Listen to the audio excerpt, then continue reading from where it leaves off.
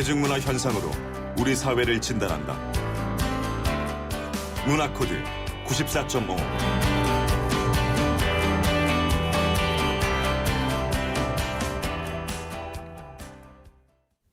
네, 매주 화요일에는 뉴스 안에 담긴 다양한 대중문화의 코드를 읽어봅니다. 문화코드 94.5. 오늘도 정덕현 문화평론가와 함께합니다. 어서 오세요. 안녕하세요. 요즘 이렇게 스튜디오에 자주 와주셔서 좋아요. 그런데 말이죠, 이제 연말이 다가와서 네네. 여러 가지 시상식, 행사 많은데 네. 가장 권위 있는 이 대종상 영화제 시상식 네네. 지난주 금요일에 있었는데 네. 있기 전부터 논란이 많았었죠? 예, 맞습니다. 그 대종상 측에서 이 영화제 대리수상 이 부분을 좀 피하려고 했던 것 같은데 네. 이 대리수상은 바람직하지 않다. 참석하지 않으면 상을 주지 않고 다른 사람에게 주기로 결정했다. 이런 식으로 이 공식 기자회견 자리에서 이 발표를 했거든요. 아하. 사실 이렇게 되면 이 대종상이 약간 참가상 뉘앙스를 갖게 되거든요. 네. 연기자들 입장에서는 이 참석하기가 되게 애매해지는 상황이 되는 거죠. 또 이것만이 아닙니다. 이번 대종상에는 또 김혜자 씨가 새로 신설된 나눔 화합상이라는 상에 이 수상자로 지목이 됐었는데 네. 연극 때문에 참석이 어렵다고 해서 네. 그러면 다른 수상자를 내겠다 이렇게 아하. 얘기를 했다는 거죠. 그런데 네. 다시 대종상 측에서 이 김혜자 씨의 수상자는 어렵다 이렇게 결론을 내고 영상으로 시상하겠다 이렇게 또 대치를 해서 수락을 했더니 네. 방송사 사정상 또 촬영이 어렵다고 얘기를 해서 아이고. 김혜자 씨한테는 상당히 무례를 범한 부분이 생겼습니다. 그래서 네. 또 인터넷에 또 후보 사진 잘못 걸어서 또 질타를 받기도 했고요. 시상식 때는 이름을 또 잘못 호명해서 비판을 받기도 했습니다. 아이고. 여러 가지로 이번 대종상에 좀 문제점들이 많이 드러난 시상식이 아니었나 생각이 그러네요. 듭니다. 자, 결국은 주조연상 후보에 오른 배우들이 모두 불참을 했고요. 맞아요. 또 시상자들도 등장하지 않은 채 네. 결국은 이게 파행 진행됐던 거죠? 맞습니다. 이 대중상이 아니라 대리상이라는 얘기가 나올 정도로 네. 아주 파행이었는데요. 네. 유아인, 하정우, 또 엄정화, 한효주, 김혜수, 황정민, 전지현 사실 뭐 주조연급 그 후보들이 전부 다 불참했고요. 네. 심지어 인터넷 인기상으로 지목된 후보들도 불참을 하게 됐죠. 모두가 이제 사실 자기들의 어떤 스케줄을 이유로 불참을 양해를 하고 있는데요. 네. 한 끼 빠져나간 건 우연적인 일로 보기엔 좀 어렵습니다. 그러게요. 이 시상이 좀 불편하기도 했고 그렇기 때문에 몇몇 연기자들이 발길을 돌리게 만들었을 건 분명한 것 같고요. 그게 또 도미노처럼 다른 연기자들의 불참에도 영향을 미쳤을 거라고 생각이 됩니다. 사실 다들 오지 않는데 혼자 나가 앉아 있는 것도 사실은 좀 우스울 겁니다. 그래서 참가상이라는 또 오명까지 덧붙여주니까 더더욱 그런 상황들이 벌어졌을 것 같습니다. 이제 불참을 용인하지 않겠다는 이야기가 오히려 더 불참을 크게 만든 것 같은 그렇죠. 긁어부스럼이 된 것 같기도 한데요.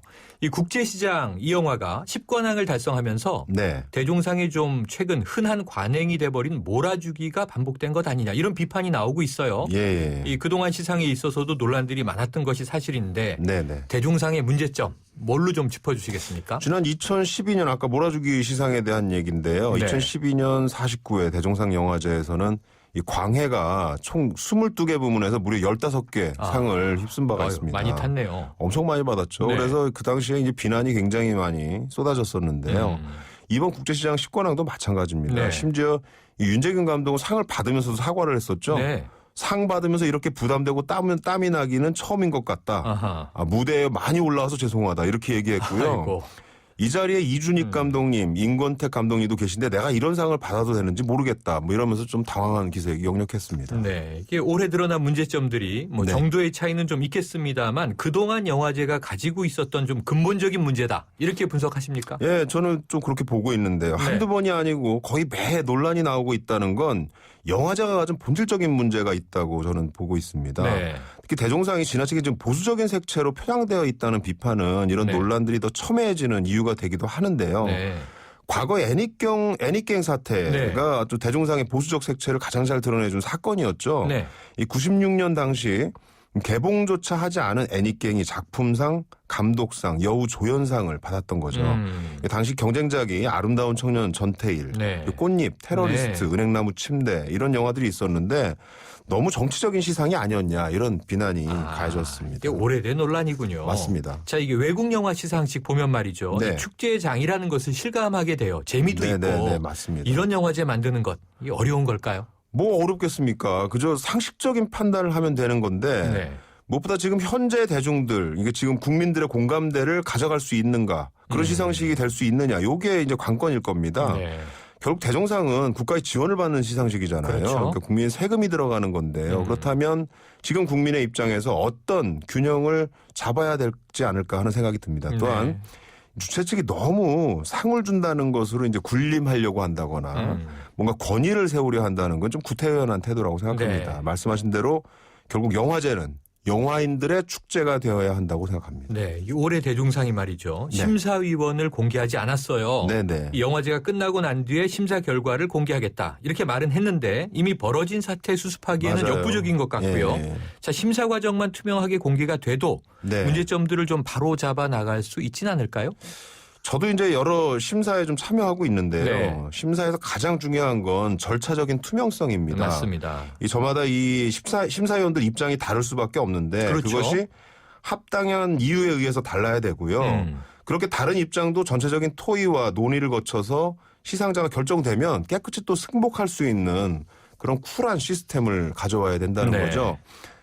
무엇보다 개인적인 사익에 의해서가 아니라 또 아니면 또 정치적인 입장 이런 것들이 끼어들면 시상은 대중들과의 공감대를 실패할 수밖에 없습니다. 그렇게 되면 영화제는 대중들이 유리된 이 그들만의 축제가 될 가능성이 네. 높죠. 그들만의 축제, 그들만의 리그 이런 건 좀 그렇게 문제가 되는 거죠. 있는데요. 네. 자, 근데 안타까운 점은 이게 국내에서 가장 오래된 시상식이고 그렇죠. 반세기를 이제 넘기는 이 시상식이 네. 스스로 권위를 이제 잃고 허물어지는 모습은 뭐 씁쓸할 수밖에 없습니다. 맞습니다. 이 사태 어떤 계기로 좀 삼아야 될까요? 이번 사태는 이제 지금껏 쌓아왔던 모든 부조리한 관행들이 한꺼번에 터졌다고 저는 보고 있는데요. 네.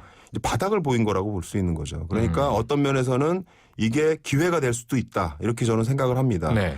지금부터라도 모든 걸 하나하나 다 점검을 해야 되고요.